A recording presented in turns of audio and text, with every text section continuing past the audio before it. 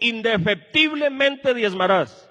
Eso es como decir, vea, Abraham diezmó, Jacobo diezmó, lo hicieron por fe, lo hicieron cuando creyeron, ¿cierto? Cuando tuvieron sus corazones entregados a Dios, diezmaron. Entonces Dios dijo, en la ley se lo voy a poner obligatorio. Claro, la ley terminó con Cristo, pero es que hoy nosotros no diezmamos porque me obliguen. De Corintios capítulo 10, los versos 4 y 5. Hoy vamos a tocar, hermanos, argumentos más comunes contra la mayordomía cristiana. El término mayordomía tiene que ver con todo lo que se trata de dinero dentro de la iglesia. Entonces, para no decir diezmos, primicias, votos, entonces decimos mayordomía cristiana. Entonces se sobreentiende que estamos hablando de ¿qué? De lo que tiene que ver con la economía dentro de la iglesia. ¿Amén, hermanos? Y hay unos argumentos que son comunes, ¿cierto? Que hablan contra el sistema monetario o de mayordomía de la iglesia. Entonces, eso vamos a mirar hoy algunos de esos argumentos más fuertes que tengo aquí. Son 7 argumentos, pero leamos primero el texto y dice así: porque las armas de nuestra milicia no son carnales, sino poderosas en Dios para la destrucción de fortalezas. Seguimos y dice, derribando argumentos. Eso es lo que vamos a tocar hoy. Pero eso, ¿cómo vamos a hacer con eso? Con la palabra de Dios se derriban argumentos, ¿cierto? Derribando argumentos y toda altivez que se levanta contra el conocimiento de Dios y llevando cautivo todo pensamiento a la obediencia a Cristo. Por favor, siéntense. Muy bien. ¿Cuáles son, yo diría como los 7 argumentos más comunes que en las redes sociales y bueno, la gente que no ha entendido pues estos temas usan para tratar de desvirtuar, digamos, el concepto de la mayordomía cristiana? Esos 7 argumentos, vamos a verlos uno por uno. Espero poder salir pues pronto, no me gusta detenerme mucho. Número 1, el primer argumento es: Dios no necesita plata. El segundo argumento es que los apóstoles en el primer siglo no exigieron o enseñaron sobre el diezmo. Tercer argumento, que los pastores no son levitas. Eso sí lo han oído, que no diezma, que porque el diezmo se le daba a los levitas y los pastores de hoy no son levitas. Bueno, vamos a medir entonces para que usted tenga el conocimiento cómo dice la Biblia en estos casos. Número 4, que en el Antiguo Testamento solo se diezmaba en especie y no dinero. Ese es otro argumento que vamos a tocar. Número 5, que el diezmo era de la ley, solo en la ley, y que Cristo nos redimió de la maldición de la ley. Vamos a ver qué tan ciertos son esos argumentos. Número 6, convierta tu diezmo en ayuda social y no se lo lleve a su pastor. Creo que eso es otro argumento de los más fuertes en las redes sociales y en los antidiezmistas, pues que no creen que la mayordomía cristiana hoy debe funcionar tal y cual. Argumento número 7, que el diezmo bíblico era para las viudas, los huérfanos y los extranjeros. Entonces, esos son como pues los 7 argumentos más comunes. Y voy a tocar uno por uno y le voy explicando a usted. Para dentro de 8 días, el domingo, el tema va a estar titulado La connotación espiritual del diezmo. Porque algunos creen que por tratarse de dinero no tiene connotación espiritual. Sí tiene connotación espiritual. Entonces lo que vamos a ver de qué hecho es es decir, si es dinero, si tiene que ver con mi santidad, tiene que ver con el temor a Dios, tiene que ver con la devoción a Dios. Entonces, cuando la gente cree que el diezmo no tiene connotaciones, es decir, que no afecta o bendice o su vida espiritual, entonces ellos creen que si diezma, se salva. Si no diezma, se salva. Entonces, ¿cuál es el afán? No es necesario diezmar. Eso va a explicar el tema sobre la connotación espiritual del diezmo. Pero hoy vamos a mirar entonces este tema, los 7 argumentos más comunes contra la mayordomía cristiana. Tome nota, mi hermano, porque al final hagamos un paréntesis y le voy a decir algo. Yo quisiera que participaran algunos hermanos de los, ¿cierto?, que quisieran, para que cuando terminemos la serie de enseñanza sobre mayordomía, pueda apuntarse usted para hacer un resumen. Y vamos a premiar el mejor resumen con un sobre, con un premio, con un sobre que no sea más bajo de 200,000 pesos, al menos para que le alcance para una muda de ropa. Entonces usted puede apuntarse, tome nota en su cuaderno y finalmente usted hace un resumen cuando ya terminemos. Y puede ser que haya una dominical y le demos el espacio a varios para que presenten su resumen. Los premiamos y miramos qué alcance tuvo la serie de enseñanzas en relación a la mayordomía. Así que ánimo con esto, preste la atención. Ahora, hay unas cosas acá que quisiera decir antes de seguir. Para los amigos y los hermanos nuevos que están aquí hoy, decirles que la enseñanza de mayordomía sobre el dinero, los diezmos y eso, aquí no es el tema de todos los días. Esto aquí lo hablamos de manera muy fortuita. Yo llevo aquí 2 años y medio, el 2 de diciembre cumplo 3 años de haber sido posesionado aquí. Y creo que la enseñanza de mayordomía la he dado unas 3 veces. Yo creo que no he dado más. Y una serie de enseñanzas como esta sí. Porque la vamos a dar en serie, desde la A hasta la Z, lo que la Biblia dice sobre el tema. Ahora, eso pretende informar. Lo uno, tener en cuenta que aquí no nos la pasamos hablando de diezmos todos los domingos. Eso no es así. Los hermanos son testigos. Y llevamos más de 2 años, creo que di una enseñanza, ¿no? Por ahí creo, no sé si di una, hermano Andrés o... Pero hace 2 años, el año 2020 estuvimos encerrados casi todos, no se predicó presencial, se predicó virtual, nunca dimos una enseñanza sobre mayordomía. Este año pues hemos sido muy suave, tampoco, no sé si alguna vez dimos una en los 2 años, o sea que ya es tiempo de que, es decir, de recibir la enseñanza, porque si es bíblico hay que enseñarlo. Ahora, con esto no pretendemos imponerle a la gente, no. No es cierto, oigan, no es cierto que en la iglesia evangélica le colocamos una cota a los hermanos para que cumplan mensual o semanal. Eso no es cierto. Los amigos que están aquí, cierto, y los hermanos nuevos. Eso jamás la iglesia lo ha hecho. Lo que hacemos aquí es que enseñamos la palabra de Dios. ¿Cierto? Es más, si alguien no diezma, eso es su problema. Aquí nadie le persigue su plata, nadie lo va a llamar ni lo va a visitar para decir usted no diezmó, cuánto hace que no diezma. No, eso no se hace en la iglesia del Señor, eso no se hace. Es más, aquí no le llevamos un control a nadie para saber si diezma o no diezma.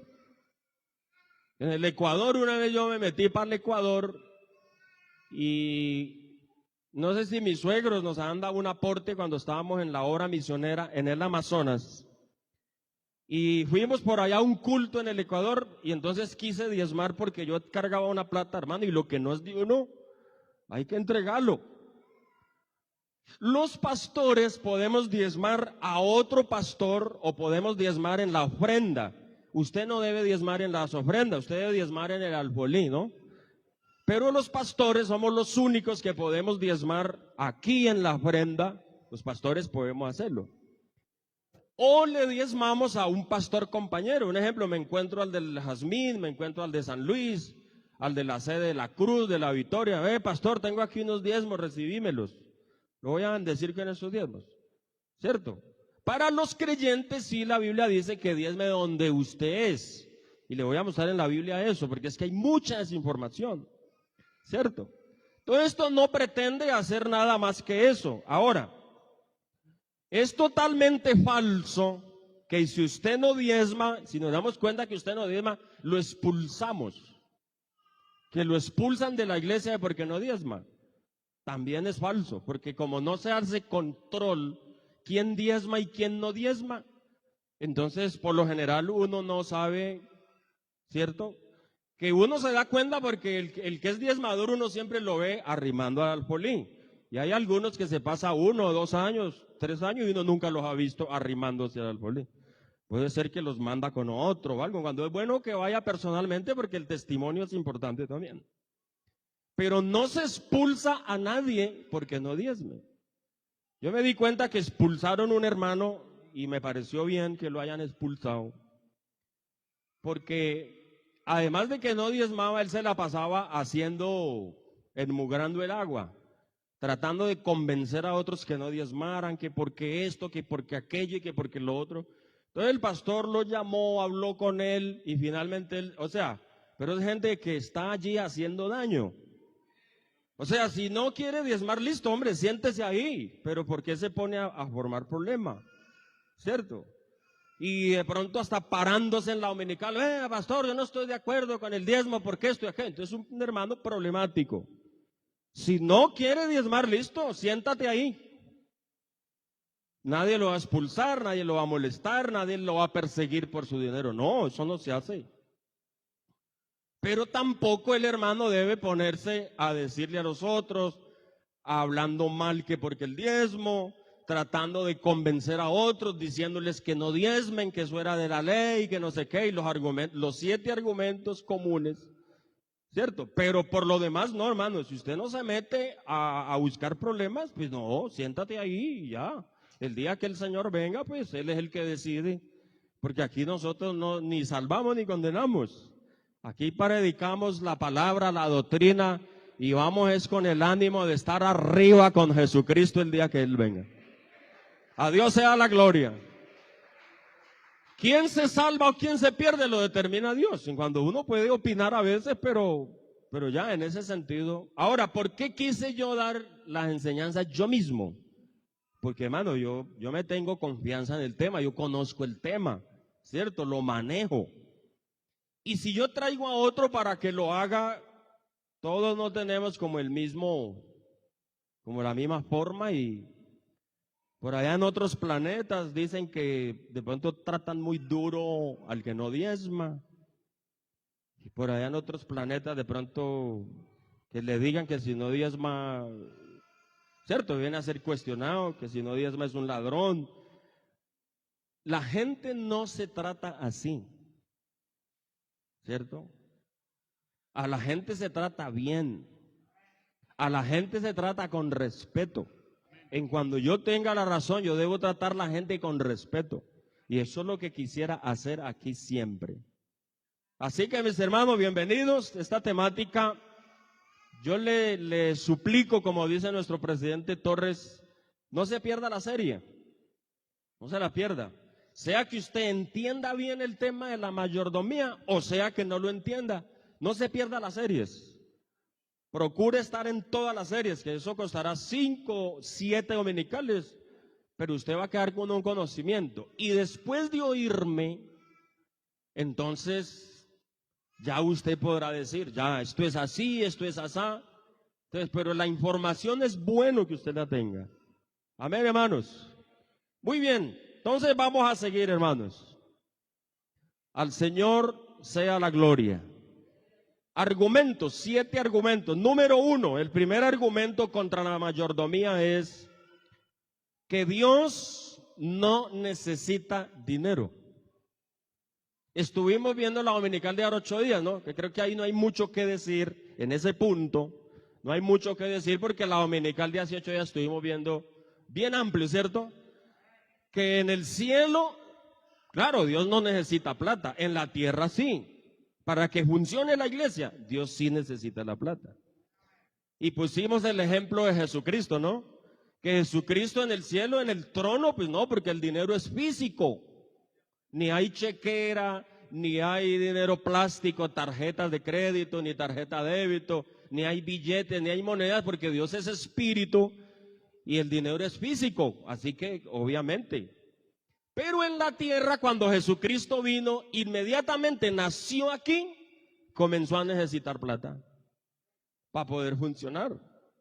Y leímos Lucas capítulo 8, los versos 1 al 3, que la gente le contribuía mientras él predicaba por los pueblos y las aldeas, la gente le contribuía, ¿no? De sus bienes. Otra versión dice, le contribuían para su sostenimiento. Hermanos, que la Biblia es clarísima. Número 2, miramos que cuando Jesús conversó con la mujer samaritana, hubo una comisión de los discípulos que se fueron a comprar comida a la ciudad, ¿no? ¿Sí miraron? ¿Se acuerdan, no? Los que estuvieron hace 8 días. Entonces dice, los discípulos habían ido a comprar qué comer a la ciudad. Cuando volvieron, Jesús estaba hablando con la mujer samaritana y lo llamaban a almorzar. Decían, maestro, coma, porque habían ido a comprar remesa. Entonces estuvimos viendo todos esos puntos. Que Judas era el que tenía la bolsa, ¿sí? Y era el que hacía las compras, y cuando iban a hacer los eventos, la Santa Cena, la fiesta de los tabernáculos, la fiesta de los panes sin levadura, Judas se encargaba de comprar las cosas en la logística, en la organización de los eventos, de las fiestas. Judas compraba. Leímos el texto donde dice, cuando el Señor le dijo, lo que vas a hacer, hazlo de una vez. Estaba hablando de que lo iba a entregar y que le hiciera, si era que le iba a hacer. Dice, y los que estaban allí pensaron que el Señor le estaba diciendo, compre las cosas que necesitamos para la fiesta.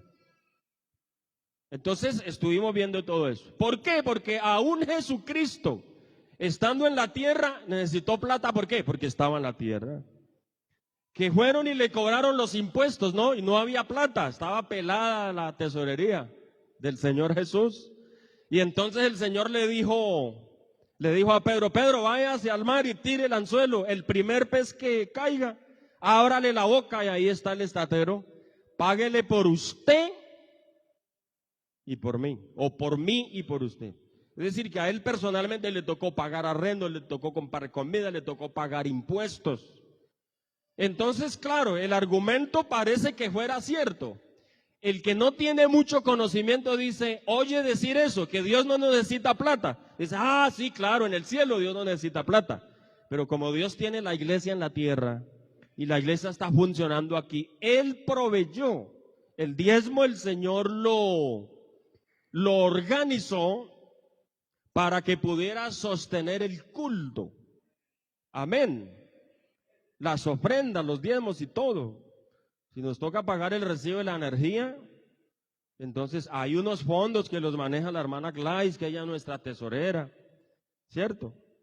Y ahí manejamos moneditas, ¿cierto? Los billeticos de 2,000, de 1,000, de 5,000, de 10,000. Porque cuando el recibo de la energía aquí nos llega por 180, 230. Una vez nos llegó por 250. Entonces de las ofrendas y de los diezmos se pasa un porcentaje, se pasa para el área de las ofrendas, porque todo no se lo dan al ministro. Entonces, bueno, eso para explicar el argumento de que Dios no necesita plata. Número 2, segundo argumento, que los apóstoles en el primer siglo no se miran predicando sobre el diezmo o exigiéndolo. Yo quiero que leamos un texto de una práctica que hicieron en cuando este argumento es totalmente falso, porque los apóstoles, por ejemplo, Pablo sí enseñó sobre el diezmo. Yo le voy a mostrar. Pero le quiero mostrar primeramente Hechos 4:34 Y para refrescar un poco la memoria, hermano, ¿qué es diezmar? Alguien que me diga, ¿qué es diezmar? Rapidito. Eso, retirar el 10% de unas ganancias que hay. Y se diezma de las ganancias, es decir, cuando hay bendición. Si yo tengo 100,000 pesos y le retiro el 10%, entonces diezmé ese dinero. Si usted saca el 5, el 2, el 3, no queda diezmado. Usted sacará un aporte y da un aporte, pero no diezmas. Diezmar es a la ganancia que queda retirarle el 10%, entonces queda diezmado el dinero. Eso es diezmar. Retirar el 10%. Pero voy a leerles aquí. Así que no había entre ellos ningún necesitado. Pónganle cuidado, a ver, conéctese aquí, que le voy a enseñar algo muy importante. Ningún necesitado, porque todos los que poseían heredades o casas, las vendían y traían el precio de lo vendido. Todo, lo traían todo. Sigamos. Y lo ponían a los pies de los apóstoles y se repartía a cada uno según su necesidad. Hermano, ¿cómo iban los apóstoles a predicar sobre el diezmo si los hermanos vendían y traían el 100% y lo colocaban a los pies de los apóstoles? O sea, no diezmaban, llevaban el 100%. Y uno se pone a observar, y yo le voy a decir algo en el temor de Dios y con el respeto de los santos apóstoles. Eso fue una práctica que ellos hicieron en el primer siglo.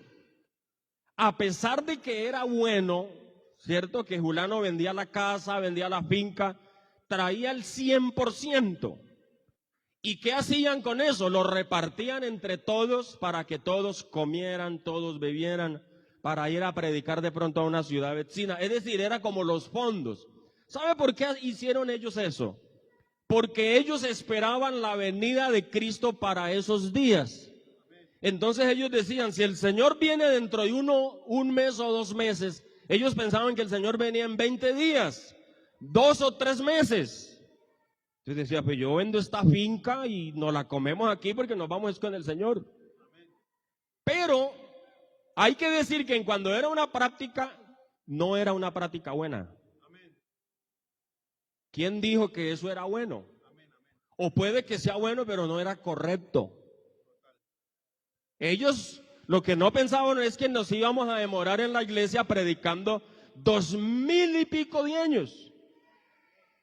Y yo les he explicado a ustedes que Pablo, cuando habla de la venida del Señor, del arrebatamiento de la iglesia, Pablo dice, porque el Señor mismo, con voz de mando, con voz de arcángel y con trompeta de Dios descenderá del cielo, y los muertos en Cristo resucitarán primero. Dice, y luego nosotros, los que vivimos, porque él se incluía en el arrebatamiento. ¿Usted cree que Pablo iba a imaginarse que se iba a demorar 2000 y tantos años la venida del Señor? No, ellos esperaban la venida de Cristo para sus días. Por eso Pablo se incluye entre luego nosotros seremos transformados, porque él no esperaba la muerte, él esperaba la transformación, el arrebatamiento. Así que si el Señor viene en 3 meses, en 6 meses, hermano Fabio, entonces vendamos el carro, vendamos la finca, venda su casa y tráigala y le repartimos a los pobres. Pero eso no era bueno. Eso o sería bueno, pero no era lo correcto. Se equivocaron. Porque es que hay gente cogiendo ese texto y diciendo, mano, vea, es que en la iglesia deberíamos de repartir todo, ¿cierto? ¿Y qué tal decirle aquí? El hermano Andrés Escobar debería vender la casa y traer todo aquí para repartirle aquí a los hermanos y mirar la lista de los que están en obra social, ¿cierto? Y hacer, no, eso no es correcto, eso lo hicieron ellos, pero se equivocaron. Después quedaron en la ruina porque el Señor no vino. 3 meses, 1 año, 2 años, 5 años, 10 años, 100 años, 1000 años, 1500 años, 2000 años, el Señor no vino. Y los que vendieron las fincas y las casas y fueron y las dieron para que las repartieran, se equivocaron. Eso no funciona así. Ellos lo practicaron, pero eso no funcionó. Ahora, que los apóstoles no le predicaron al pueblo traer los diezmos, pero si era que llevaban todo. O sea, no es, hermano, vea, hay gente que comienza a decir y a replicar lo que no sabe. Y hay gente en las redes sociales escribiendo y atacando lo que no sabe. Nosotros los cristianos no debemos caer en ese juego. No crea lo que no es. Porque eso es lo que se llama estar equivocado. No es que los apóstoles no. Ahora, eso por una parte, pero si yo le leo algo que un apóstol dijo, primera de Corintios capítulo 9 y el verso 13 y 14, vamos a leer los dos, nos damos cuenta que, bueno, yo esto lo voy a ampliar más adelante, pero leámoslo. Primera de Corintios 9, 13. Dice, esto se toma el pensamiento del Antiguo Testamento, los levitas que recibían los diezmos para vivir, sostener el culto levítico, los ministros del culto del Antiguo Testamento. Pablo toma esa parte de Números 18, 22 creo que es. ¿No saben que los que trabajan en las cosas sagradas comen del templo? Y que los que sirven al altar del altar participan, vamos al 14. Así también ordenó el Señor a los que anuncian el Evangelio que vivan del Evangelio. Entonces, ¿enseñaron los apóstoles el diezmo? No. Sí lo enseñaron. Sí lo hablaron. Y más adelante se lo amplío, hermanos, porque está relacionado con el diezmo que el Señor dijo, les di los diezmos por razón del trabajo ministerial. Muy bien, entonces ese argumento que los apóstoles no exigieron el diezmo es, mejor dicho, hermanos, es una cosa de falta de conocimiento tenaz. Entonces, usted no caiga en eso, porque eso es una mentira. Claro, ¿cómo lo iban a exigir si los hermanos vendían y llevaban todo? ¿Para qué diezmar así si estás llevando el 100%? Listo, argumento número 3. Que los pastores no son levitas y que los únicos que tomaban del pueblo los diezmos eran los levitas. Entonces ellos dicen, el diezmo era para los levitas, pero los pastores de hoy no son levitas, claro.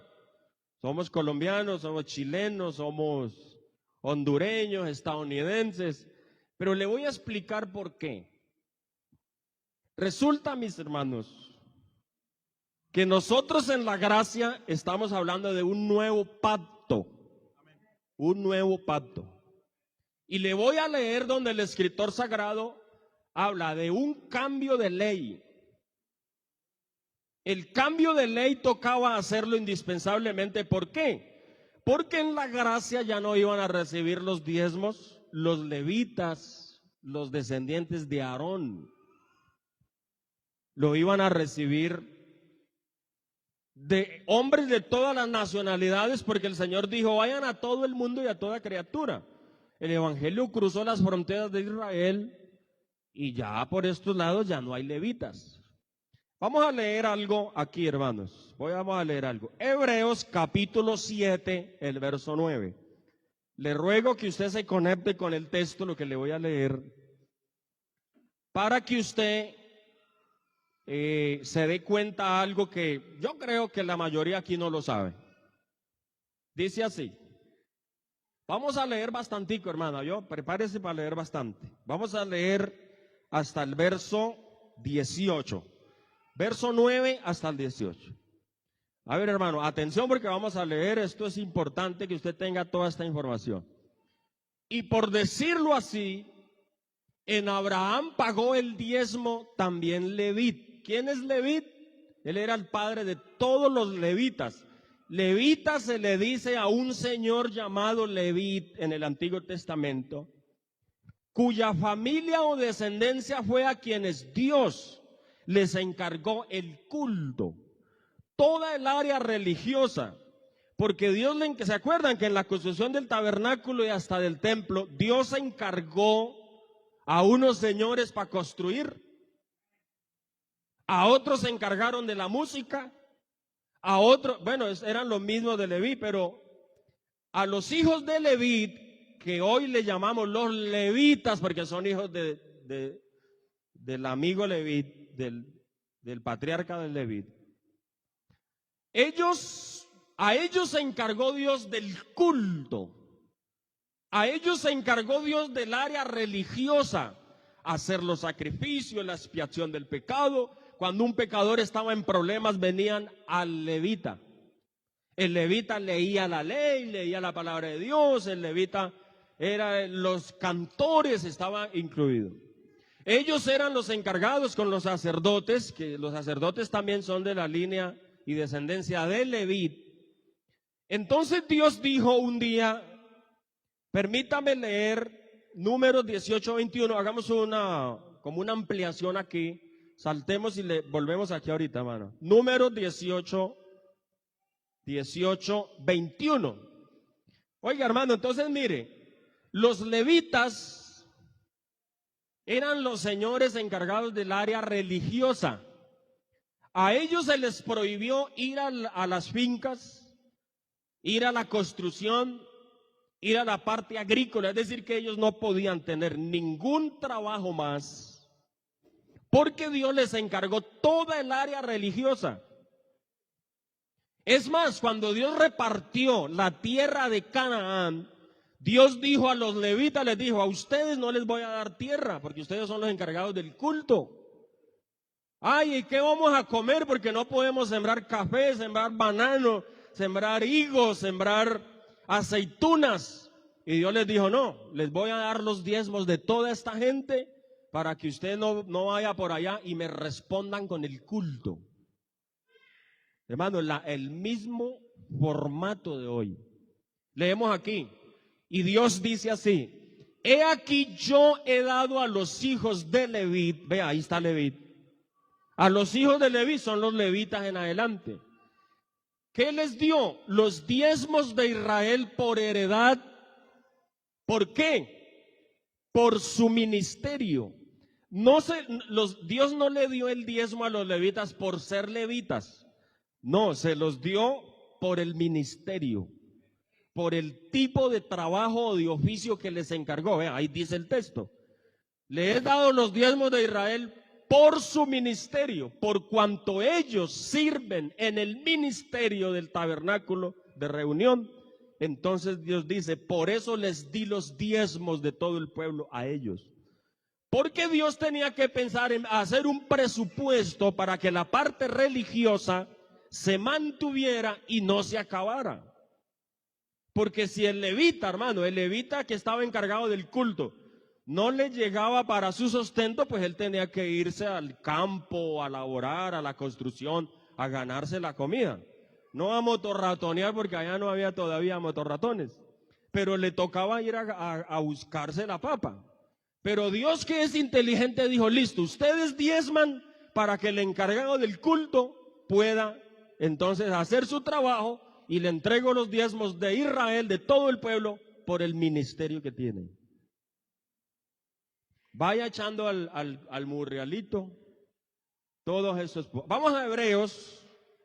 Le voy a mostrar algo aquí hay una transacción bastante compleja, mis hermanos, entre lo que es el Antiguo Testamento y el Nuevo Testamento. ¿Por qué? Porque los levitas, les repito, los levitas fueron los encargados del culto. ¿Se acuerdan que hubo un señor que le metió la mano al arca, era de otra tribu? ¿Y qué pasó? Dios lo mató. Oiga, lo ajustició en el sitio, porque usted no puede tocar el arca. ¿Por qué la toca?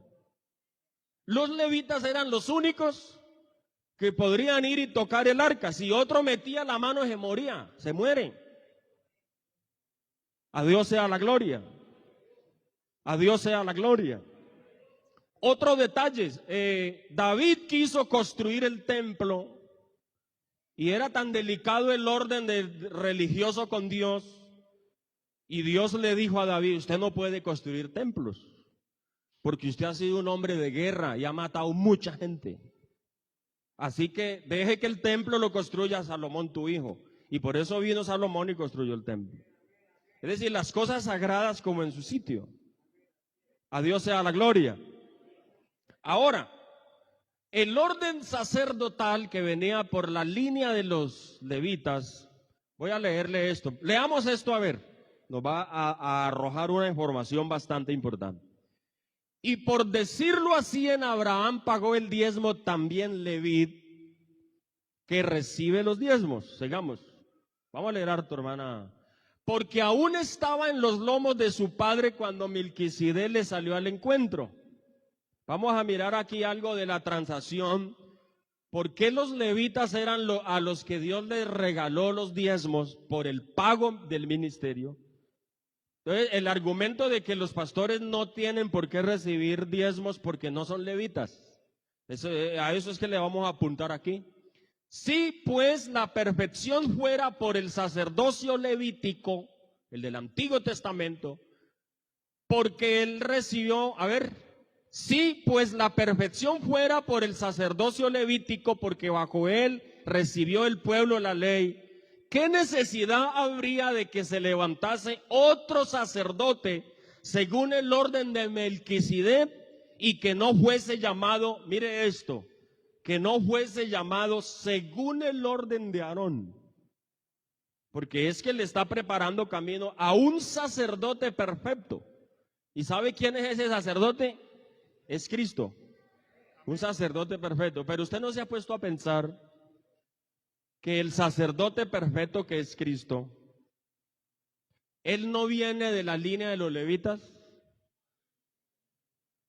Hermano, Cristo como sacerdote perfecto, recuérdeme usted de qué tribu viene. Hable duro. Correcto, él viene de la tribu de Judá. Y la tribu de Judá es la tribu de los reyes. Es la tribu de los guerreros. David era la tribu de Judá, y vea, era un guerrero. Era la tribu y la descendencia de las familias de los reyes. Oiga, pero resulta de que se viene un sacerdote mejor que los sacerdotes levíticos. Porque es que cuando Cristo aparece, la Biblia dice que Cristo, el sacerdocio de Cristo es mejor. Los sacerdotes del Antiguo Testamento se presentaban con sangre de animales, pero el escritor a los hebreos dice, pero este se presentó con su propia sangre. Mejor sacerdocio. Los sacerdotes del Antiguo Testamento, los levitas, pónganle cuidado, los levitas, dice, ellos eran pecadores, eran mortales, y cuando iban al templo tenían que ofrecer un sacrificio por sus propios pecados y luego ofrecer por los pecados del pueblo. Dice, pero este sacerdote, que es Cristo, él es santo. Dice el escritor, él fue tentado en todo, pero sin pecado. Un sacerdote que nos convenía, puro, inmutable, santo, con una sangre santa. Ahora, que este sacerdote, dice, viene según el orden de Melquisedec, que no tiene fecha de nacimiento, que no se sabe su genealogía, porque era Dios mismo, era una teofanía de Dios mismo. Amén, gloria a Dios. Entonces dice, este es un sacerdote perfecto. Otro detalle, que este sacerdote del Antiguo Testamento, o sea, los levitas, oiga hermano, los levitas fueron nombrados, por así decir, constituidos de manera temporal, porque por causa de la muerte a los 50 años tenían que retirarse, pero se viene un sacerdote eterno, uno que no muere, sacerdote para siempre, según el orden de Melquisedec. Entonces está hablando de un sacerdocio mejor. A Dios sea la gloria, que no peca. Ahora, otro detalle. Los sacerdotes del Antiguo Testamento, los levitas, eran constituidos sin juramento. Y eso dice la Biblia en los Hebreos, sin juramento. Pero luego aplica y dice, pero este sacerdote fue constituido con juramento porque el Señor dijo, juró el Señor a mi Señor, tú eres sacerdote para siempre, según el orden de Melquisedec. Oiga, juró el Señor a mi Señor, tú eres sacerdote. Vino con juramento. Amén. Vino establecido con sangre propia, no con sangre ajena. Vino establecido santo. Es decir, que habla del sacerdote perfecto que es Cristo. Pero hágame el favor. Ese sacerdote perfecto, según el orden, dice que no fue llamado en el orden de Aarón. Ya no fue de la familia de los levitas, sino que se vino por otra tribu diferente y extraña, que era la tribu de Judá. Entonces, si la persona dice, yo no diezmo porque los pastores no son levitas, está bastante equivocado. Entonces Jesucristo no es sacerdote porque él tampoco era levita. ¿Será que alguien puede meterse en semejante problema? No, lo que hay que es entender la palabra de Dios. Yo creo que Jesucristo es el sacerdote perfecto y no lo cambio por el sacerdocio del Antiguo Testamento, porque Él es santo, inmutable, inmaculado, que no miente, que no falla, que no peca, que fue constituido con juramento. Amén, gloria a Dios.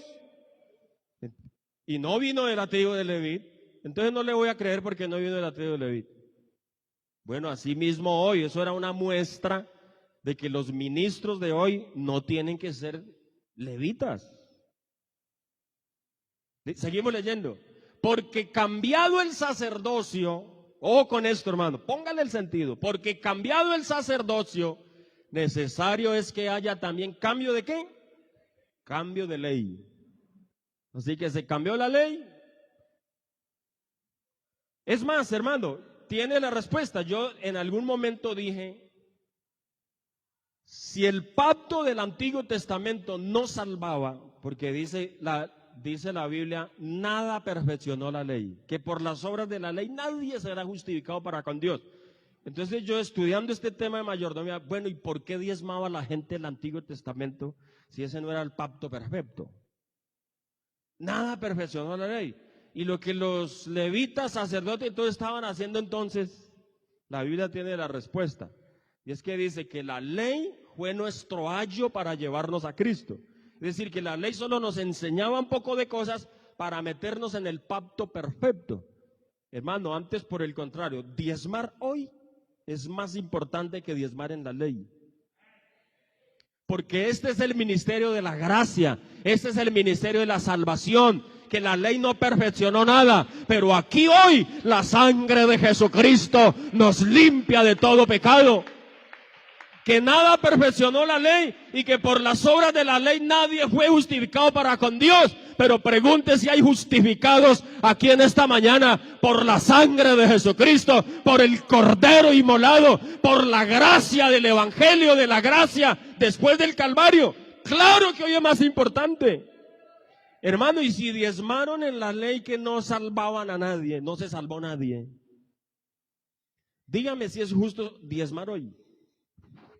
Que aquí el que cree se salva, ¿cierto? El habitante de calle el Señor lo restaura, que el hogar que está en proceso de divorcio el Señor lo organiza, amén, que el que está en problemas, la Biblia dice que se entrega al Señor, se arrepiente, le perdona los pecados, los sepulta en lo profundo de la mar para nunca más acordarse de ellos, y si tiene enemigos, la Biblia dice, aún a sus enemigos los pone en paz con Él.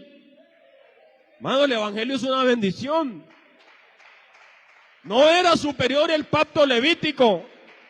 El sacerdocio levítico no era superior a este, hermano. Este es superior. Allá no hubo gloria porque estaba la letra que mata. Pero aquí está la ley del Espíritu de vida en Cristo Jesús. Es una bendición diezmar hoy, hermano. Más importante que diezmar en la ley. Ahora, ¿cómo la gente se inventa un poco de pretextos que ni entienden? Alabado sea el nombre del Señor. Oiga, y aquel de quien se dice esto es de otra tribu. Mire que lo que estoy diciendo es porque me lo sé de memoria de la Biblia, no es porque me lo estoy inventando. ¿Se acuerda que les expliqué adelante para cuando le lea usted crea? Aleluya, aleluya. Y aquel de quien se dice esto, que es Cristo, el sacerdote perfecto, es de otra tribu de la cual ¿qué? Nadie sirvió al altar. Amén. Nadie sirvió al altar de esa tribu donde Cristo viene. Antes, Dios desechó a David para que no le construyera el templo. Le dijo, no, señor, usted no construye el templo. Pero ¿qué pasa, hermano? Se cambió el pacto, estamos en un pacto distinto.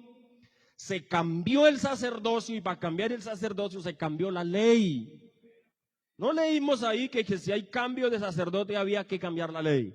Bueno, Dios, y no que la abrogó, porque Cristo no abrogó la ley, Él la cumplió, que es diferente. Es decir, le dio un término cumplido, caso cerrado, capítulo cerrado, Él no abrogó la ley, la cumplió. Y organizó entonces el Nuevo Testamento para la iglesia de hoy, a Dios sea la gloria. Cogió cosas que habían del Antiguo Testamento y organizó el nuevo pacto con unas cosas del Antiguo, con otras que Él colocó nuevas, las organizó y nos mandó a todo el mundo y a toda criatura. Ve, hermanos, esto hay que entenderlo, porque el que no lo entiende, entonces se embota, se enreda. Y el que no enreda casi siempre enreda a otros. Coja las cosas por el derecho. Hermano, créale a Dios y verá que usted no tiene ningún problema. Amén, al Señor sea la gloria. Seguimos. Porque manifiesto es que nuestro Señor vino de la tribu de Judá, de la cual ¿qué? Nada habló Moisés tocante al sacerdocio. Ni Moisés sabía eso. Ni siquiera porque estaba inspirado. Inspirado alguna vez dijo, profeta como a mí el Señor os levantará, a él oiréis. Pero él no entendía estos misterios que estaban ocultos para hoy. Si mira usted, mi hermano, el error tan grave que comete el hermano que dice que no diezma que porque el pastor no es levita.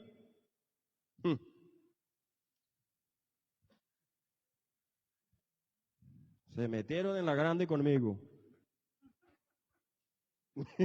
Gloria a Dios.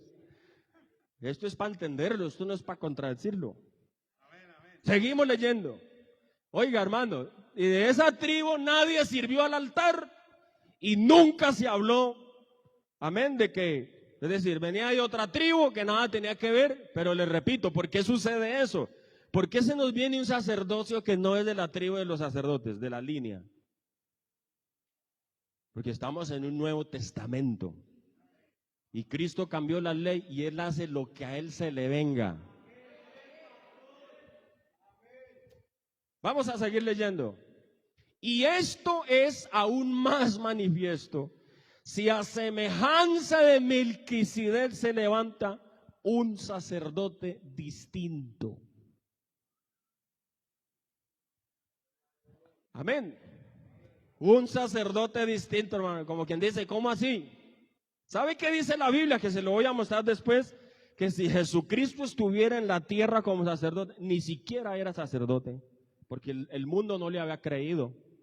Como quien dice, ábrase, mi hijo, que usted no es de la tribu de Leví, porque ellos eran más religiosos con la letra que creerle al Espíritu Santo lo que Él trae.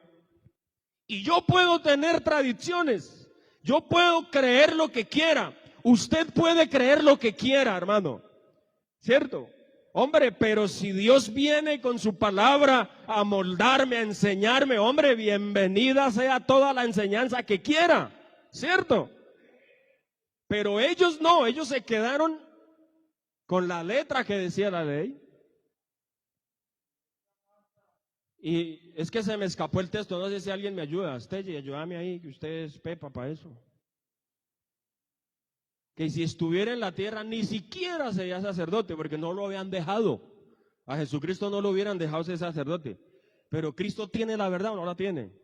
Lo expulsaron de la sinagoga, de los templos lo expulsaron porque no venía con una doctrina diferente. Y gloria al Señor, no estemos aprobados por el Estado, ni por el Estado de Israel, ni nada. Pero aquí estamos es con la obra del Espíritu Santo, la enseñanza del Evangelio. Jesucristo vino y le tocó predicar en las calles por eso, porque lo echaron del templo. Dígame. Pero espere, no me deje olvidar, vale, pero es que tengo que ir aquí hasta el ¿qué? Hasta el 10 y ¿qué? ¿Ah? Hasta el 18. Entonces le damos hasta el 18 primero porque me queda aquí. Es que esto tiene cosas muy bonitas que uno se emociona. y quisiera comenzar a saltar de aquí para allá y de allá para acá. Y esto es aún manifiesto si a semejanza de Melquisedec, porque es que el sacerdocio de Cristo es según el orden de Melquisedec. Ojalá hubiera tiempo para leer lo que la Biblia presenta sobre Melquisedec. Nadie le conoció la familia. Se decía que es rey de Salem, pero es teofanía. Sin genealogía, sin registro civil, sin de dónde apareció Melquisedec. Yo no sé. Señor, eso. Pero es una bendición, hermanos, es una bendición. Amén. Entonces sigamos aquí. Seguimos al 16. Sacerdote para siempre, según el orden de Melquisedec, que es Dios mismo. O sea, Melquisedec es Dios mismo. Y cuando dice la Biblia que se levantó este sacerdote Jesucristo perfecto, con el mismo orden de Melquisedec, es porque es un sacerdocio santo, divino, invisible, inmutable, y tal sacerdote nos convenía, dice la Biblia. Entonces no lo vas a adorar ni le vas a creer porque no era la tribu de Leví. Ese cuento es falso. Gloria a Dios.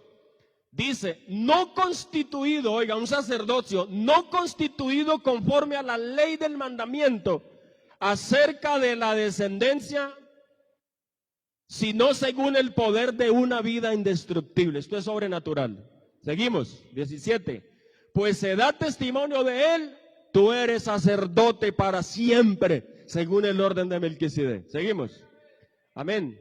Queda pues abrogado el mandamiento anterior a causa de la debilidad e ineficacia.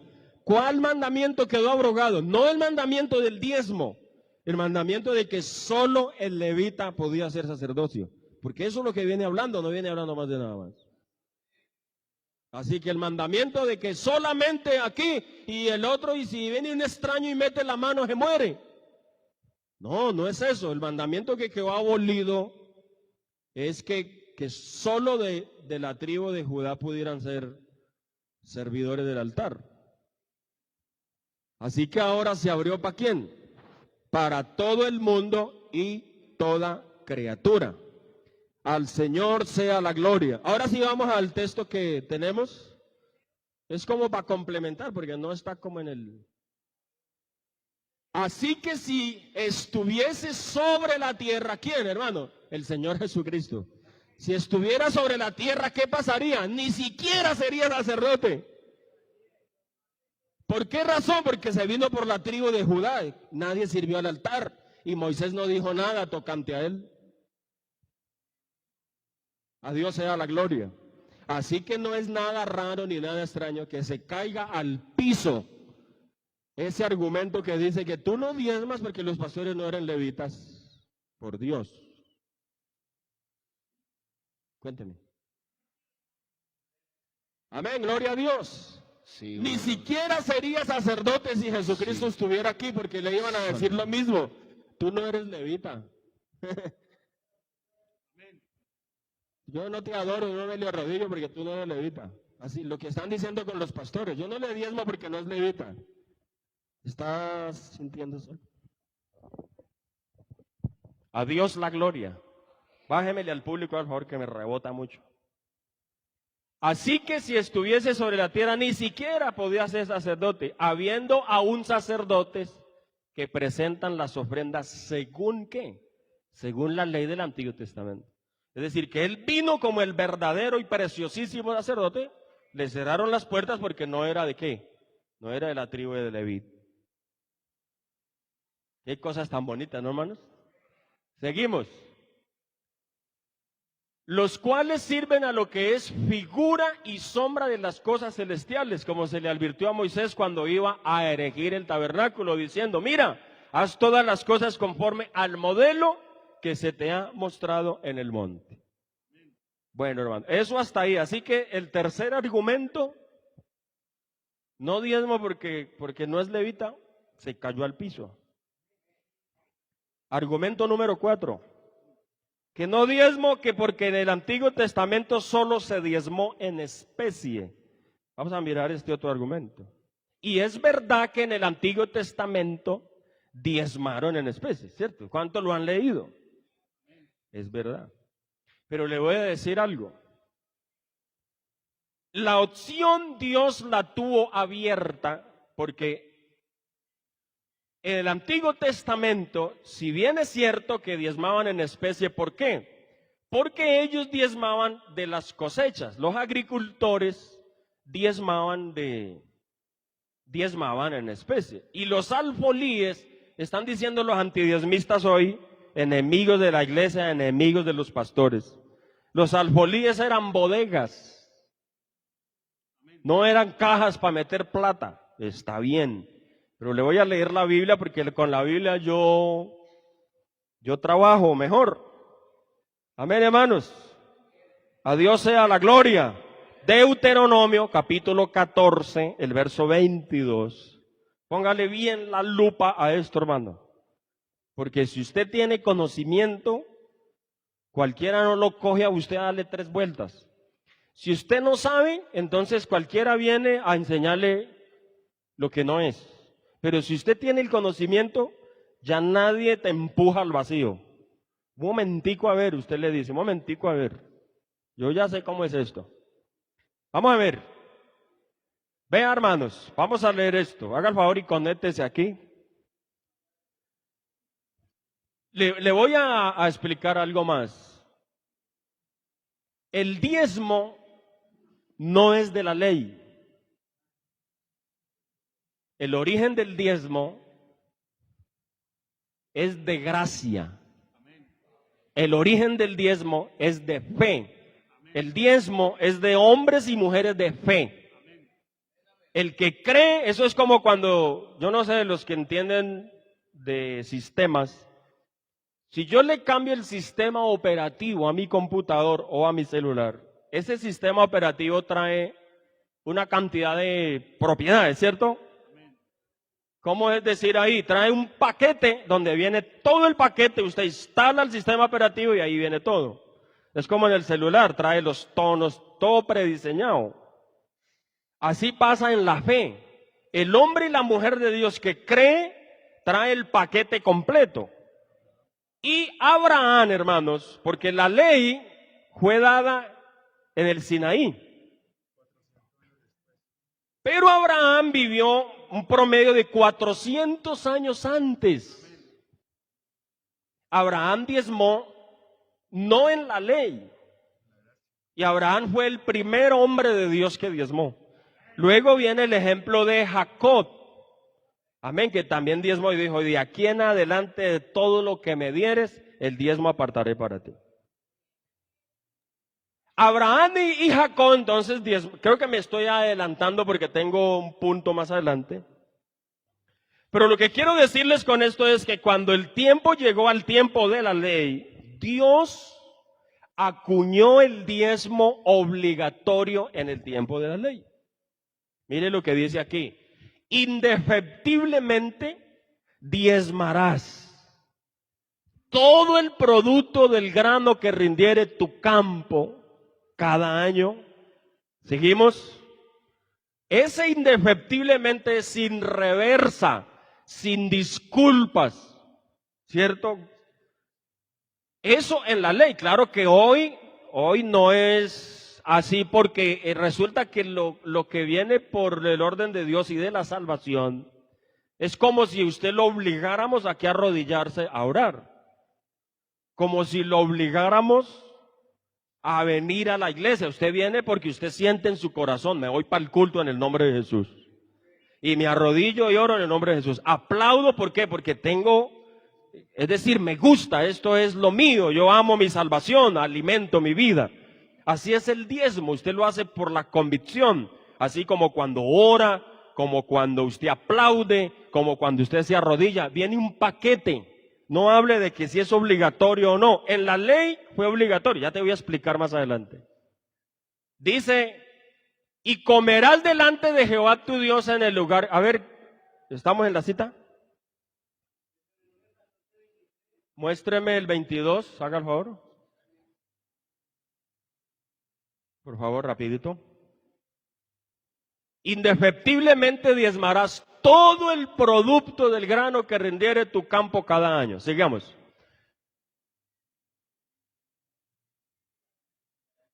Y comerás delante de Jehová tu Dios en el lugar que Él escogiere para poner allí su nombre, el diezmo de tu grano, de tu vino, de tu aceite y las primicias de tus manadas. Mire que debían diezmar del producto del campo y de las manadas, del ganado, de las ovejas, de todo. Las primicias de tus manadas, de tus ganados, para que aprendas a temer a Jehová tu Dios en todos tus días. Mire la connotación espiritual que había. Seguimos. Vamos rapidito, por favor. Y si el camino fuere largo que no puedas llevarlo, póngale cuidado a esto. Por estar lejos de ti el lugar que Jehová tu Dios escogiere, o sea, donde se congrega, para poner allí Él su nombre cuando Jehová tu Dios te bendijere, entonces lo venderás y guardarás el dinero en tu mano y vendrás al lugar que Jehová tu Dios te escogiere. Amén. Y darás el dinero por todo lo que deseas, por vacas, por ovejas, lo que le tocó vender, por vino, por sidra o por cualquier cosa que tú deseares, y comerás allí delante de Jehová tu Dios y te alegrarás tú y tu familia. Sí notó, hermano, de que el diezmo es un ejemplo. ¿Se acuerdan que en alguna ocasión la oveja número 10 era el diezmo, por así decir? Entonces decía 1, 2, 3, 4 en las manadas de ovejas. 1, 2, 3, 4, 5, 6, 7, 8, 9, 10. Esta es la décima. Va para allá para el templo. Y seguían otra vez. 1, 2, 3, 4, 5, 6, 7, 8, 9, 10. Sáquela para allá que es el diezmo. Y así, imagínese usted que sacaran 50 o 100 ovejas o vacas. Y claro, para llevarlas y meterlas al templo. Sin embargo, Dios dijo, si el lugar es lejos, si el camino es lejos, entonces véndalo y traiga el dinero cuando usted venga. Entonces, hermano, el concepto, el argumento de que no diezmo, que porque los alfolíes eran bodegas y que no sé qué, así mismo cuando eran granos, sacaban las cosechas y de cada 10 bultos separaban un bulto para el diezmo. Pero Dios dejó la opción abierta. Puede venderla y traer la plata. Ahora, si el día de hoy alguien dice, hermano, yo tengo en el Caquetá, ¿no?, que se maneja mucho la ganadería, un hermano saca 200 arrobas de queso en la semana, por ejemplo. Si el hermano dice, si a un hermano se le ocurre decir, hermano, de 200 arrobas le voy a dar las 20 arrobas de queso, que es mi diezmo, que yo voy a darlo. Pues yo le diría, listo, hermano, yo se la recibo, pero sería mejor que como él vende las 200 arrobas, ¿cierto?, venda y traiga el dinero y diezme. ¿Cierto? Dígame qué pecado tiene que traiga la especie o que traiga el dinero cuando Dios dejó la opción abierta. ¿Cierto? No tiene ningún problema. Alabado sea el nombre del Señor. Así que existieron las dos opciones, es lo que quiero decir con esto. Es un manejo que se hace según las circunstancias, Porque si yo voy para Caicedonia a una asamblea y llego al peaje, yo no puedo sacar una arroba de queso para pagar el peaje. No, señor, yo tengo que llevar la plata. Así que, ¿cuál es el problema? Que el hermano venda la especie y traiga el dinero. Ese argumento se cayó también. ¿Cierto? Se cayó. Argumento número 5. Que el diezmo era de la ley y que Cristo nos redimió de la maldición de la ley. Llegando así hasta decir que el que diezma está bajo las horas de la ley. ¡Qué mentira tan grande! Si es que se cambió la ley, se cambió el sacerdote, la línea, hermano, la descendencia del sacerdote se cambió el testamento, se cambió el pacto. Amén, hermanos. Así que no es amén de la ley. Aquí estaba explicando que el que diezmó, el primer creyente que diezmó es Abraham, ¿no? En el capítulo 14 de Génesis diezmó a Abraham. Y Jacobo diezmó después. Tuvo un encuentro con Dios como si se arrepintiera, hizo un pacto con Dios y dijo, de aquí en adelante, si fuere Dios conmigo y me diere pan para comer, vestido para vestir y me da victoria sobre todo, y dice que puso una piedra, hizo un pacto, derramó aceite, oiga, hizo un pacto con Dios, el pacto de Jacob se llama ese, y dijo, y de aquí en adelante, amén, de todo lo que el Señor me dé, los diezmos voy a apartar para Él. Como quien dice, le voy a entregar los diezmos de aquí en adelante porque no diezmaba hasta ahí.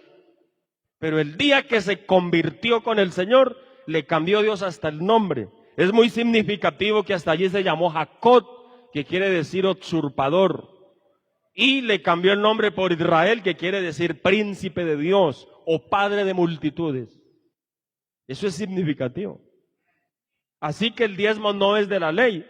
Luego, 400 años después, promedio, vino la ley, ya, donde Dios dijo, indefectiblemente diezmarás.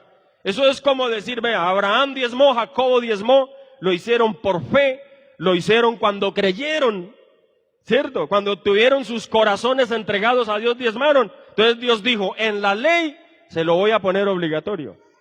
Claro, la ley terminó con Cristo. Pero es que hoy nosotros no diezmamos porque me obliguen, ¿cierto? Bueno, yo le camino a Dios por convicción, le camino por fe. Lo que estaba diciendo ahorita, me arrodillo, aplaudo, me congrego, ¿sí? Porque eso es la forma de yo creer, yo amo esto, yo amo a Dios. Y eso vino en el formato, si tú eres un creyente, usted siente diezmar. Y lo más indicado y correcto es que usted no endurezca el corazón al Señor, porque eso viene del paquete del que creyó. Amén, hermanos. El diezmo no es más, en el huerto del Edén, de manera hipotética, póngale cuidado a esto, Dios le entregó el huerto a Adán y Eva, Él les entregó el huerto. Y le dijo, vea, ustedes pueden comer de todo lo que hay aquí para allá. Pero se reservó un árbol y dijo, este árbol, no vayan a comer las frutas de este árbol. Hay un hermano, un erudito, teólogo, que dice que la familia de los árboles está clasificada en 10 especies. Todos los árboles están clasificados en 10 especies. Así que aquel día estuvimos viendo una enseñanza sobre el ciervo, ¿no? Como el ciervo brama por las corrientes de las aguas. Y se dice que hay más de 15 especies de ciervos. Es decir, que las especies de los árboles están divididas en 10. 10 es la familia de los árboles. Y cuando Dios se reservó un árbol, es como decir que estaba reservándose en el huerto del Edén el 10%. Es decir, 1/10 de la familia de los árboles. No me toquen este fruto. Coman de todos los que hay aquí para allá, pero no vayan a comer, de esta no vayan a comer. Se reservó un árbol en el huerto. Amén. Ellos desobedecieron y se lo comieron. Pero Dios siempre desde el principio se ha reservado algo. A Dios sea la gloria. Vamos en el punto ¿qué? Argumento número 6, convierte tu diezmo en ayuda social y no lo lleve a la iglesia. Esa es otra propaganda que hay en redes sociales. Pero le voy a mostrar lo que Dios dijo en la Biblia, ¿cierto? Porque de lo bueno a lo correcto hay un paso largo. De lo bueno a lo correcto hay un paso largo. Malaquías 3:10. Dios dijo en dónde debe uno llevar el diezmo. Dios no dijo, haga un mercado y déselo a los pobres. Eso será bueno. ¿Quién dice que es malo? Pero repito, de lo bueno a lo correcto hay un paso largo. ¿Qué dice Dios? Traed todos los diezmos. ¿A dónde? Al alfolí. Así sean especies o sea en plata, porque si lo vendió, entonces Dios dijo, bueno, trae la plata. Amén, hermanos. Oiga, trae todos los diezmos al alfolí. O sea, Dios dice, tráigalos. Haya alimento en mi casa y probadme ahora en esto. Dice Jehová de los ejércitos, si no os abriré las ventanas de los cielos y derramaré sobre vosotros bendición hasta que sobreabunde si usted lo hace. Amén. A Dios sea la gloria. Bueno, otro texto, Deuteronomio 12:11, se nos está yendo el tiempo. De aquí 8 días continuamos, pero ya con la serie, ¿qué? La connotación espiritual del diezmo. Deuteronomio 12:11. Vea lo que dice. Y al lugar que Jehová vuestro Dios escogiere para poner en él su nombre, allí llevaréis todas las cosas que yo os mando. Oiga, Dios señala el lugar, dice, al lugar allá se lleva. Vuestros holocaustos, vuestros sacrificios, vuestros diezmos, las ofrendas elevadas de vuestras manos y todo lo escogido de los votos que hubieres prometido a Jehová. Entonces el texto dice, llévelo al lugar donde el Señor escogió que usted se congregara. Amén. Amén. Otro texto, Deuteronomio 14:25. Bueno, ese ya lo leímos. Es donde dice, venda y trae el efectivo. Ya, no leamos ese porque ya está. Ahora, Proverbios 4:26. Vamos a leer Proverbios 4:26. Que si hay algo establecido por Dios, es bueno hacer lo que está establecido por Dios. ¿Cierto? Entonces dice, bueno, el diezmo, lléveselo a los pobres, conviértalo en ayuda social. Bueno, Dios dice, los diezmos tráigalos al alfolí. En esta serie de enseñanzas yo les voy a mostrar en qué se distribuye el diezmo que usted trae. Este porcentaje va para allá, este porcentaje va para allá, y les voy a explicar bien. Por eso no quiero que ninguno se pierda la serie, ¿cierto? Porque eso es como hablar de varias piezas que forman y organizan como un rompecabezas, ¿cierto? Entonces, ojalá que ninguna pieza le quede suelta, sino que todo esté completo. Examina la senda de tus pies y todos tus caminos sean rectos. Seguimos. No te desvíes a la derecha ni a la izquierda. Aparta tu pie del mal. Hermano, yo estaba pensando una vez, ¿qué significa desviarse a la derecha? Porque si usted piensa, por ejemplo, en las normas de tránsito, bueno, cuando Dios dice, no te desvíes ni a la derecha, porque mucho a la derecha también se desvía. Si en el tránsito, aquí está la línea blanca, ¿no? La línea blanca es para el peatón o yo no sé, para el de la bicicleta. Resulta que en la vida cristiana uno no puede desviarse a la derecha. Es decir, yo debo de ir por mi derecha, pero no debo exceder la derecha porque me encuneto y también me puedo accidentar. Entonces Dios dice, no se vaya ni a la izquierda, pero tampoco se desvíe a la derecha. Es decir, vaya recto. ¿Sabe cuándo se desvía uno a la derecha? Creyendo hacer algo que es bueno, pero estar equivocado. Como este caso, por ejemplo. Mi diezmo lo convierto en ayuda social. No, yo le doy a los pobres y compro esto. Y le pago el recibo de la energía a un viejito, a una viejita, a una pobre. Y mire que no es malo pensar así, pero está desviándose a la derecha, es decir, haciendo algo bueno, está haciendo lo incorrecto. El paso largo que hay entre lo bueno y lo correcto. Pero con Dios dice que examina la senda de tus pies y todos tus caminos sean más bien rectos. No te vayas a la derecha a hacer lo que a usted le parece. No te desvíes ni a la derecha, tampoco te desvíes a la izquierda. Vaya recto. Amén. Porque hubo un hombre que fue, ¿se acuerdan que hubo un hombre que ofreció sacrificios y Dios se enojó? Porque estaban esperando al sacerdote, al profeta. Dijo, no, ese profeta se demoró, hermano, hagámosle nosotros, prendan el fogón, métanle en la leña, enciendan el altar. Y partieron los bueyes y los pusieron, oiga, hicieron el altar. Pero a él no le correspondía eso. ¿Quién fue ese?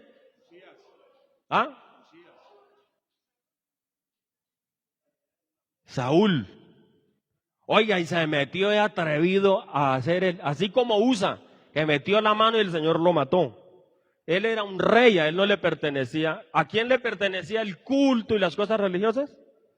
A los levitas. que Dios les pagó con los diezmos. Dijo, mijo, les voy a dar los diezmos. Pero él como rey no, ¿cierto? Entonces Dios se enojó, se airó el Señor. Y todas esas cosas, junto con que hubiera reservado la vida y un poco de animales, y cuando llegó el profeta oyó que balaban esos bichos. Dijo, no, es que, ¿por qué le perdonó la vida si le dijeron, mate todo? Él dijo, yo miré unos animales muy bonitos para hacerle sacrificios al Señor. Se desvió a la derecha, es decir, haciendo algo bueno, lo que no le pertenecía a él. Pero Dios dice, no te desvíes, tampoco a la derecha, creyendo que es bueno lo que haces, pero estás equivocado. Amén. A Dios sea la gloria. Argumento número 7 y último. Ya llegamos aquí, hermano. Gloria a Dios. El argumento número 7 dice que el diezmo bíblico era para las viudas, los huérfanos y los extranjeros y no para los pastores. Ese es otro argumento. Y le voy a decir lo siguiente. Bueno, vamos a leer Deuteronomio 26:12. Deuteronomio 26:12, para finalizar ya. El séptimo argumento, ¿no?, contra la mayordomía es ese. El diezmo bíblico era para las viudas, los huérfanos y los extranjeros. Mire, hermano, y en cierta forma es verdad. Porque había un tipo de diezmo que lo repartían con las viudas, con los pobres y los extranjeros. Lo que pasa, ¿sabe cuál es lo real aquí? Que en Israel existieron 3 tipos de diezmos. Y uno de esos 3 diezmos era para comer con las viudas, con los huérfanos y los extranjeros. Así que cuando la gente argumenta este argumento para decir que no van a diezmarle al pastor, dicen la mitad de una verdad. Porque en realidad sí había un diezmo que se manejaba para eso. Pero existían los 3 diezmos. Uno, el diezmo común o regular. Es decir, el diezmo natural, el diezmo corriente, el diezmo de Jacob, que lo dio por fe cuando se encontró con Dios. ¿Sabe qué dijo? Le recuerdo. Y de todo lo que me dieres, el diezmo voy a separar para Dios. Ese es el diezmo, el común, el regular, el diezmo de la fe. Diezma de todas tus ganancias y ya. Ese diezmo era para quién, era para el levita, para sostener el levita. Porque recuerde que hay un diezmo innegable que Dios dijo, les di los diezmos a los levitas por su ministerio. Ahora ya no tiene nada que ver con la viuda, ni con el huérfano, ni con el extranjero. Ese diezmo era inclusive, y leímos el texto, les enfaticé que dice, ¿por qué se los dio? ¿Por qué eran hijos de Jacobo? ¿Por qué eran hijos de Abraham? No porque eran levitas. Dios dijo, por el ministerio, por el tipo de trabajo que tienen, les voy a dar los diezmos de todos. Ese diezmo es innegable que era para qué, era para sostener el levita, el encargado del culto. Ese es el diezmo común. Viene el segundo diezmo, era un diezmo anual. Cuando salían las cosechas había un tipo de diezmo. Ese es un diezmo diferente. Y es que los agricultores debían diezmar cuando venían las cosechas. Había un diezmo especial. Y ese diezmo se repartía también para las viudas. Pero hay que notar que siempre, a pesar de que dice... Aquí, por ejemplo, dice, cuando acabes de diezmar todo el diezmo de tus frutos en el año tercero, mire, y el tercer diezmo, permítame acabar de explicar, el tercer diezmo era un diezmo a los 3 años. Es decir, en los 3 años acaban contabilidad y según hubieran prosperado, Dios habló de un diezmo que se llama el diezmo trienal, que era el diezmo de los 3 años. El diezmo anual, que era el diezmo de cada año más o menos cuando las cosechas salen, y el diezmo común o regular, que era el diezmo con el que sostenía el culto, lo que Dios presupuestó para que el culto se mantuviera. Entonces están esos 3 tipos de diezmos. Y uno de ellos era para comer con la viuda, con el extranjero, con los huérfanos y hacían como una fiesta y decía, esto es para usted, esto es para usted. Dios enseñando a hacer obra social. Entonces, cuando la gente encuentra ese diezmo que era para las viudas, entonces vienen y lo aplican aquí, equivocadamente. Yo no diezmo porque el diezmo es para las viudas y para los huérfanos. Pero esos son solo pretextos, porque a la verdad ni lo hacen. El que dice yo no diezmo y le doy a los pobres, hermano, ni diezma ni le da a los pobres, eso es solamente un decir. Porque eso el que no cree y el que no quiere hacerlo no lo hace ni aquí ni en ninguna parte. A Dios sea la gloria. Leemos para terminar. Cuando acabes de diezmar, conéctese con esto que es la última porción que leemos. Cuando acabes de diezmar todo el diezmo de tus frutos en el año tercero, ahí está el diezmo trienal, el año del diezmo, darás también al levita. Mire que el levita nunca lo excluye. Y dice, al extranjero, al huérfano, a la viuda, y comerán en tus aldeas y se saciarán. Pero mire que metieron al levita. ¿Quién era el levita? El encargado del culto. Dele a la viuda, al huérfano, al extranjero y a todos, pero al levita lo metió primero. Porque cuando era el diezmo que se compartía con las viudas, Dios dijo, también inclúyame al levita. Seguimos leyendo. Verso 13. Y dirás delante de Jehová tu Dios, he sacado lo consagrado de mi casa, y también lo he dado al levita, al extranjero, al huérfano, a la viuda, conforme a todo lo que me has mandado. No he transgredido tus mandamientos, ni me he olvidado de ellos. Sigamos. No he comido de ello, ni en luto, ni he gastado de ello estando yo inmundo, ni de ello he ofrecido a los muertos. He obedecido a la voz de Jehová mi Dios. He hecho conforme a todo lo que me has mandado. Amén. Mira desde tu morada santa, desde el cielo, y bendice a tu pueblo Israel y a la tierra que nos has dado como juraste a nuestros padres, tierra que fluye leche y miel. Hermano, había una ceremonia cuando diezmaban, porque para ellos era una cosa de altura. Ellos no iban a diezmar pensando, hombre, qué pereza, si no tuviera que diezmar me compraría un par de zapatos, le pagaría a fulano tal cosa, compraría tal o cual cosa. Ellos no iban renegando ni con cosas, no, hermano, iban con una alegría y en un acto de ceremonia y de celebración. Seguimos pues, dice, Jehová tu Dios te manda hoy que cumplas estos estatutos y decretos. Cuida pues de ponerlos por obra con todo tu corazón y con toda tu alma. 17. Has declarado solemnemente, me gusta esto, hermano, porque es una declaración de solemnidad. Has declarado solemnemente en el momento de diezmar, hoy que Jehová es tu Dios y que andarás en sus caminos y guardarás sus estatutos, sus mandamientos y sus decretos y que escucharás su voz.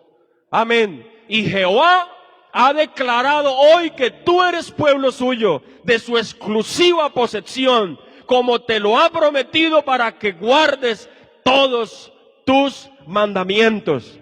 Al Señor sea la gloria. Oiga, qué bendición. A fin de exaltarte sobre todas las naciones que hizo, para loor y fama y gloria, y para que seas un pueblo santo a Jehová tu Dios, como Él ha dicho. Entonces era una ceremonia tremenda cuando diezmaba. Y decía, hoy con mis diezmos he declarado que tú eres mi Dios, que yo respeto tu palabra, que yo respeto tus mandamientos. Y era una ceremonia hermosa. Y iban felices. Varias veces, en alguna ocasión, un hombre dijo, y no voy a darle a Dios lo que no me cueste nada. Alguien le dijo, no, yo le regalo eso, tranquilo, ofrézcaselo a Dios. Le dijo, no, Señor, yo no le ofrezco a Dios algo que a otro me regala. Eso es algo que me cueste. Voy a mandar la mano a mi bolsillo que me cueste y me siento feliz de ofrecerle a Dios algo que me cueste. De pie vamos a orar, démosle gracias a Dios. Oiga, hermano, los 7 argumentos más comunes contra la mayordomía cristiana. ¿Cuál era el primero? Dios no necesita plata. El segundo, que los apóstoles en el primer siglo no exigieron el diezmo. 3, que los pastores no son levitas. 4 argumento, que en el Antiguo Testamento solo se diezmó en especie. Ya tendrás una respuesta, ¿no? Argumento número 5, que el diezmo era de la ley, amén, y que el diezmar son obra de la ley, totalmente falso. Argumento número 6, convierte tu diezmo en ayuda social, pero Dios dice, tráigalo al alfolí. Amén, hermanos. Y argumento número 7, que el diezmo bíblico era para las viudas, huérfanos y no sé qué, y extranjeros y todo. Explicamos que habían 3 diezmos, y uno de ellos sí era para la huérfano, el extranjero, la viuda y todo eso. Gloria a Dios. ¿Qué les pareció esa exposición, hermanos? Es una cosa muy importante que usted debe conservar. Vamos a cantar algo.